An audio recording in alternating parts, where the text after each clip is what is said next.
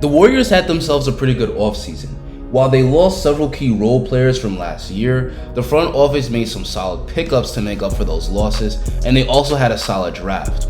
We already know that the starting lineup headed into next season will be Steph, Klay, Wiggins, Draymond, and Kevon Looney, but in this video, we'll be going over 5 potential lineups for the Warriors in the upcoming season. But before we continue, I'm trying to hit 20,000 subscribers by the end of the year, so if you enjoy the content, please like the video and hit that subscribe button. Now on with the video. The first lineup we're going to discuss is going to be the death lineup, which is Steph Curry, Jordan Poole, Klay Thompson, Andrew Wiggins, and Draymond Green. The Warriors unleashed this lineup in the playoffs last year when they were finally able to get everybody healthy.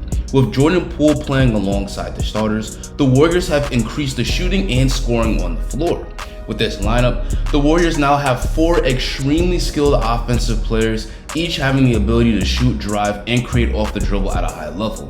And the defense is also excellent because there's 5 good defenders on the floor that communicate well with each other and compete at a high level.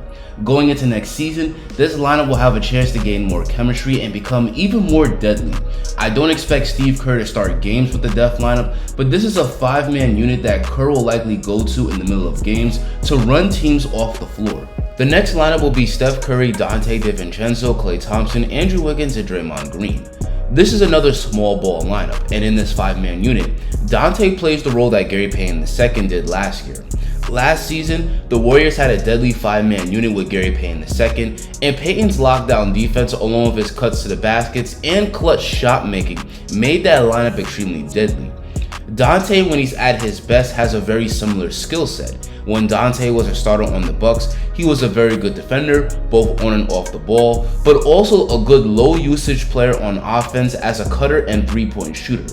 If Dante can get back to that level, the point of attack defense in this lineup has now improved, while also providing more 3-point shooting on the floor, which opens the court up. If Dante can get back to 100%, then I could see Steve Kerr going to this lineup a lot to close out games. The third lineup is going to be Steph Curry, Klay Thompson, Jonathan Kamenga, Andrew Wiggins, and Draymond Green. With Kamenga in there, this lineup is faster and more athletic, which will lead to plenty of fast break opportunities. The Warriors were one of the best defensive teams last year and ranked 8th in opponents' turnovers per game. The Warriors' ability to force stops and turnovers will lead to plenty of fast break baskets for Andrew Wiggins and Jonathan Kamenga. This lineup is also valuable because Kamenga is potentially the future of the Warriors. He's got a very high ceiling, and if he comes into next season improved, hopefully with a better jump shot, then he deserves a much bigger role next season and deserves more reps with the starters. With the fourth lineup, we got Steph Curry, Klay Thompson, Andrew Wiggins, Draymond Green, and James Wiseman. Now, Kevon Looney has already been named the starting center by Steve Kerr, but it's possible that if James Wiseman shows enough growth, he could earn the starting center position over Looney at some point during the season. Wiseman could give the Warriors something they haven't had in years, and that's a vertical lob threat. Thanks to his incredible size and athleticism, he's a great lob target. But in order to get into the starting lineup, Wiseman is going to have to get a lot better defensively.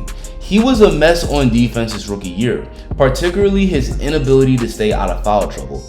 If Wiseman can learn to keep his fouls under control, he could be a great rim protector because his great size at 7 feet tall with a 7'6" wingspan makes him pretty tough to finish over.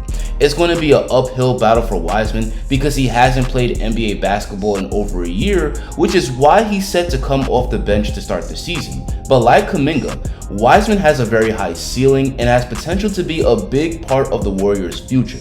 So if he shows the growth that he needs to show, then it would make sense to eventually insert him into the starting lineup. The fifth and final lineup will be Steph Curry, Klay Thompson, Andrew Wiggins, Raymond Green, and Jamichael Green at the center position. Jamichael Green has been a valuable role player for years, and I can easily see Steve Kerr playing him in some lineups alongside the starters. Jamichael Green is a very good defender and rebounder on defense, and on offense he's a strong finisher at the basket and he can also space the floor. Now, I know he only shot 26% from deep last season, but that's largely because he was battling a wrist injury. The previous 5 seasons, Jamichael Green shot above 38% from downtown. With this unit, the Warriors have better floor spacing because they're playing 4 out on offense while also having superb defense and rebounding on the floor. Both of the Greens in this lineup are adept at helping out and erasing mistakes at the rim. Depending on the matchup, this is a lineup that I could see Steph Curry using to close games with. Anyway guys, that's going to be the end of the video. Do you like any of these lineups? What do you think the Warriors starting lineup should be opening night? Tell me in the comments. Make sure to like the video and subscribe if you enjoyed this, and click this video to see why Jonathan Kamenga is a future all-star for the Golden State Warriors.